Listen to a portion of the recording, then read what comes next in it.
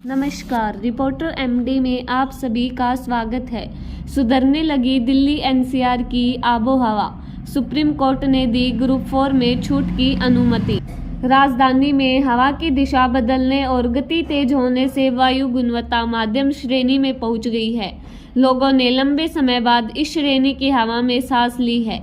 इससे आसमान भी बिल्कुल साफ रहा, जिससे लोगों को प्रदूषित हवा से लगभग 2 महीने बाद राहत मिली है।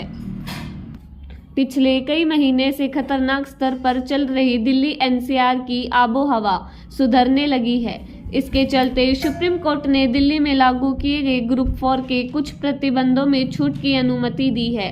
सुप्रीम कोर्ट ने वायु गुणवत्ता प्रबंधन आयोग से कहा कि वह ग्रेप 2 से नीचे प्रतिबंध में ढील न दे, साथ ही ग्रेप 3 में कुछ उपायों को जोड़ने पर भी विचार करे।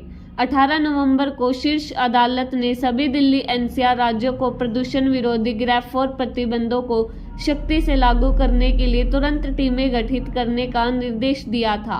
कोर्ट ने साफ किया था कि प्रतिबंध अगले आदेश तक जारी रहेंगे। अब कैसी है दिल्ली एनसीआर की आबोहवा? राजधानी में हवा की दिशा बदलने और गति तेज होने से वायु गुणवत्ता मध्यम श्रेणी में पहुंच गई है। लोगों ने लंबे समय बाद इस श्रेणी की हवा में सांस ली है। इससे आसमान भी बिल्कुल साफ रहा, जिससे लोगों को प्रदूषित हवा से लगभग 2 महीने बाद राहत मिली है। बुधवार को केंद्रीय प्रदूषण नियंत्रण बोर्ड के मुताबिक वायु गुणवत्ता सूचांक 178 रहा, जो कि मध्यम श्रेणी में है। यह मंगलवार के मुकाबले 100 सूचकांक की कम है। इससे पहले 10 अक्टूबर को AQI 164 दर्ज किया गया था। इसके बाद सर्दी के दस्तक देने के साथ ही हवा की स्थिति बिगड़ती गई। AQI 0 से 50 के बीच अच्छा, 51 से 100 के बीच संतोषजनक, 101 और 200 के बीच मध्यम, 201 और 300 के बीच खराब, 301 और 400 के बीच बहुत खराब और 401 और 500 के बीच गंभीर श्रेणी में माना जाता है। क्या है graded response action plan? Graded response action plan को पहली बार 2017 में लागू किया गया था।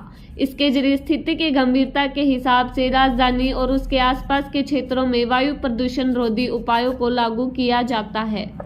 यह प्रतिबंध किए गए थे लागू। ग्रेप 4 के तहत कई प्रतिबंध लागू किए गए थे। इसमें आवश्यक वस्तुओं को ले जाने वाला या स्वच्छ ईंधन का उपयोग करने वाले ट्रकों को छोड़कर किसी भी ट्रक को दिल्ली में प्रवेश करने की अनुमति नहीं दी जा रही थी। इलेक्ट्रिक वाहनों और CNG वाहनों और BASV डीजल वाले वाहनों को छोड़कर दिल्ली के बाहर पंजीकृत हल्के वाणिज्यिक वाहन भी प्रतिबंध के दायरे में थे। राजमार्ग, सड़क, पुल और अन्य सार्वजनिक परियोजनाओं सहित सभी निर्माण गतिविधियों पर अस्थायी रोक लगाई गई थी।